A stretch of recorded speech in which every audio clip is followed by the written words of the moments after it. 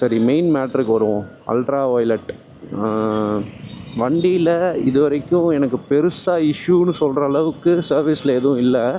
But நான் நேற்று அந்த சர்வீஸ் பர்சன்கிட்ட பேசும்போது அவரே கேட்டார், உங்களுக்கு வண்டியில் இஷ்யூ எதாவது இருக்கா? ஸோ இந்த மாதிரி service related and query related solution and feedback வந்து பயங்கர ஃபாஸ்ட்டாக இருக்குங்க அல்ட்ரா வயலட்டில். அவங்க ஒரு ஹெல்ப்லைன் நம்பர் வச்சுருக்காங்க. அந்த நம்பருக்கு நம்ம கால் பண்ணோன்னாலே நல்லா ரிசீவ் பண்ணுறாங்க. ஃபாலோ அப் கால்ஸ் இருக்குது, அவங்களே கால் பண்ணி கேட்குறாங்க. அதே மாதிரி எனக்கு இந்த ஆன்போர்ட் சார்ஜர் ஒன்று இருக்குது. இது வந்து ப்ளஸ் வேரியண்ட்டுன்றதுனால இங்கே உள்ளே பார்த்தீங்கன்னா இங்கே ஆன்போர்ட் சார்ஜர்னு ஒன்று இருக்கும்.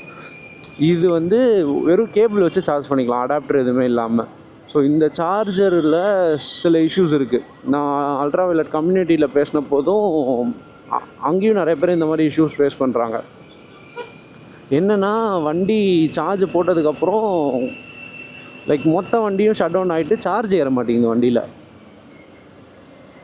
அது மோஸ்ட்லி சாஃப்ட்வேர் பக் தான், பட் அந்த மாதிரி ஒரு இஷ்யூ இருக்குது. ஸோ அதனால் நான் கால் பண்ணி கம்ப்ளைண்ட் ரெஜிஸ்டர் பண்ணியிருந்தேன் அல்ட்ரா வயலட்க்கு.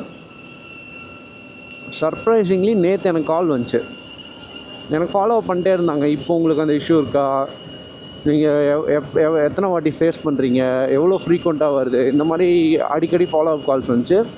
அதுக்கப்புறம் நேற்று எனக்கு சர்ப்ரைசிங்லி ஒரு கால் வந்துச்சு. அந்த காலில் என்ன சொன்னாங்கன்னா, டெக்னிக்கல் டீம் வந்து உங்கள் வீட்டுக்கு வருவாங்க, வீட்டுக்கு வந்து உங்கள் எலக்ட்ரிக் லைன் எல்லாமே செக் பண்ணுவாங்க, உங்களுக்கு எதனால் இந்த இஷ்யூ வருதுன்னு அவங்க செக் பண்ணி அதுக்கு எதாவது சொல்யூஷன் இருந்தால் தருவாங்க அப்படின்னு சொல்லியிருந்தாங்க.